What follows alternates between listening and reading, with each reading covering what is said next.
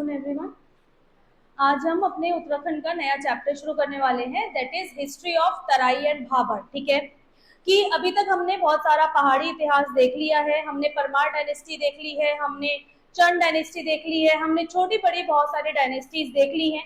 तो उत्तराखंड का हिस्सा सिर्फ और सिर्फ पहाड़ में ही नहीं आता है, उत्तराखंड का कुछ परसेंट हिस्सा जो है वो आपके प्लेन एरियाज में भी आता है, जिसे आप तराई और भाबर रीजन बोलते हो।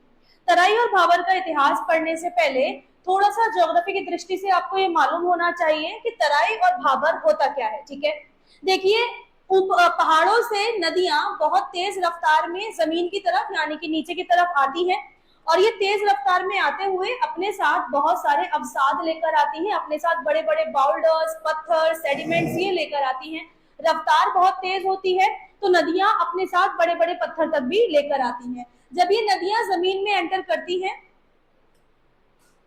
जब ये नदियां प्लेन एरियाज में एंटर करेंगी तो क्या होगा, जो यहाँ से बहुत तेज रफ्तार से नदी आ रही होगी उसकी स्पीड स्लो हो जाएगी। ठीक है, उसकी स्पीड स्लो हो जाएगी। स्लो हो जाने का कारण है कि भाई अब जो एरिया है वो बेस हो गया है, रफ्तार से गिर रही है तो उस पर ग्रेविटेशनल फोर्स लग रहा है, लेकिन अब प्लेन में एंटर करेगी तो रफ्तार धीरे हो जाएगी। अब जो पत्थर इतने बड़े बड़े लेकर आ रही थी वो अपनी स्पीड की वजह से लेकर आ रही थी, लेकिन जब स्पीड स्लो हो गई तो अब वो पत्थर आगे कैरी नहीं हो पाएंगे, और जहां पे नदी ने अपनी स्पीड को कम किया पत्थर वहीं जम जाएंगे, वहीं इकट्ठे हो जाएंगे। ठीक है, तो पहाड़ों से नीचे आ रही नदी,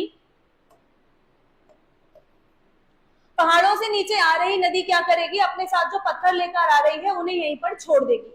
अब इस समय क्या होता है कि बड़े बड़े पत्थरों के नीचे नदियों के जो पानी, नदी का जो पानी होता है वो समा जाता है, तो ऐसा लगता है कि भाई इस समय पर जो रिवर्स है वो डिसअपियर हो गई हैं, थोड़े समय के लिए गायब हो गई हैं। ये जो पथरीला इलाका है इसे आप भाबर बोलते हो। ठीक है, ये पथरीला इलाका जो है इसे आप भाबर बोलते हो। ये पहाड़ों के फुट हिल्स में होता है, यानी कि जहां पहाड़ खत्म हो रहा होता है ना, वो वाला एरिया आपका भाबर का होता है। अगर आप अपने देहरादून के आसपास देखोगे, जब देहरादून से ऋषिकेश जा रहे होते हैं उस रोड पर देखोगे तो रास्ते में आपको बड़े बड़े पत्थरों की जो है वो नीचे देखने के लिए मिलेगा। अगर पुल के नीचे देखोगे वहां पर पानी कम है, पत्थर ज्यादा है। वहां पर पत्थर होने का कारण यही है कि शिवालिक माउंटेन खत्म हो गए हैं। ठीक है, शिवालिक जो आखिरी माउंटेन चेन है आपकी वो खत्म हो गए हैं और अब प्लेन एरिया स्टार्ट हो गया है। जो नदी पहाड़ों से पत्थर लेकर आ रही थी उसने पत्थर यहाँ पर इकट्ठे कर दिए हैं।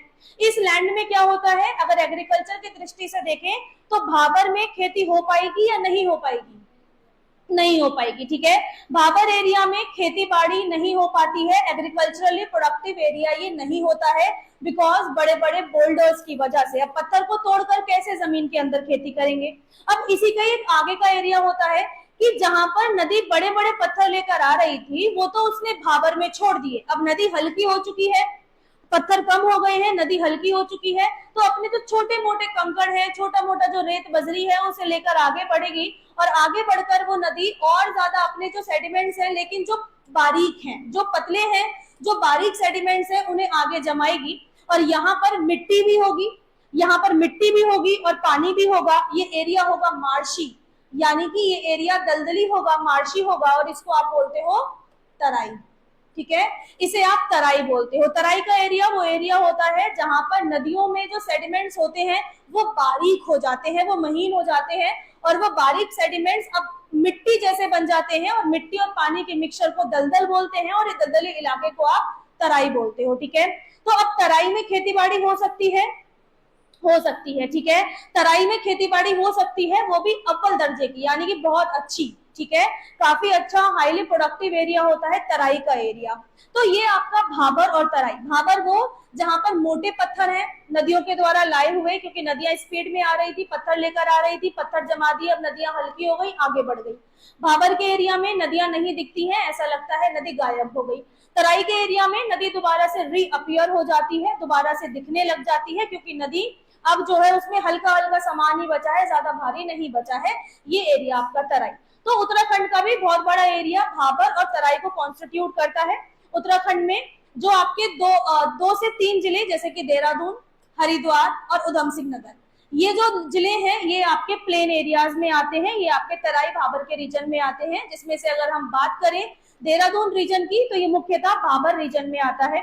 उधर आपका नैनीताल, कुमाऊं में आपका जो नैनीताल है, नैनीताल के कुछ टाउन्स हैं जैसे कि रामनगर, रुद्रपुर और आपका हल्द्वानी, ये जो टाउन है ये आपके आते हैं भाबर एरियाज में, क्योंकि नैनीताल के पहाड़ जैसे ही खत्म होंगे नदी प्लेन एरिया में एंटर करेगी। अब नदी जब प्लेन एरिया में एंटर करेगी तो वहां बड़े बड़े पत्थर छोड़ेगी, तो नैनीताल के फुट हिल्स में जो टाउन्स हैं, जो शहर हैं, वो भाबर एरियाज में आएंगे। ठीक है, तो नैनीताल के जो फुट हिल्स में जो टाउन है जैसे कि हल्द्वानी वगैरह, वो भाबर में आते हैं। वहीं शिवालिक माउंटेन के जो टाउन में, मतलब जो फुट हिल्स में एरिया है जैसे कि ऋषिकेश वगैरह, ये भी आपके भाबर में आते हैं। ठीक है, तो बहुत बड़ा एरिया उत्तराखंड का तराई और भाबर को कॉन्स्टिट्यूट करता है। बाकी कुछ शहर कुमाऊं रीजन के, उधम सिंह नगर के कुछ शहर जैसे कि आपका रुद्रपुर, काशीपुर, जसपुर, बाजपुर, ये जो शहर हैं ये आपके मेजरली तराई एरिया में आते हैं। वो एरिया जहां पर दलदली मिट्टी मिलती है, जहां पर पानी और मिट्टी का मिक्सचर मिलता है, दलदली इलाका ये होता है। और उत्तराखंड के यही शहर जो हैं, या फिर उधम सिंह नगर डिस्ट्रिक्ट जो है वो कंप्लीटली प्लेन डिस्ट्रिक्ट है, और सबसे ज्यादा हाईली प्रोडक्टिव डिस्ट्रिक्ट भी उधम सिंह नगर ही है। ठीक है, जहां पर सबसे ज्यादा खेती बाड़ी होती है, जहां पर सबसे ज्यादा उत्तराखंड का एग्रीकल्चर पैदा होता है ना, वो भी आपके उधम सिंह नगर डिस्ट्रिक्ट से ही होता है, और दूसरे नंबर पर आपका नैनीताल डिस्ट्रिक्ट। ठीक है, तो तराई के रीजन में एग्रीकल्चर अच्छा हो सकता है, इसलिए उत्तराखंड का तराई रीजन बहुत ज्यादा इंपॉर्टेंट है। तो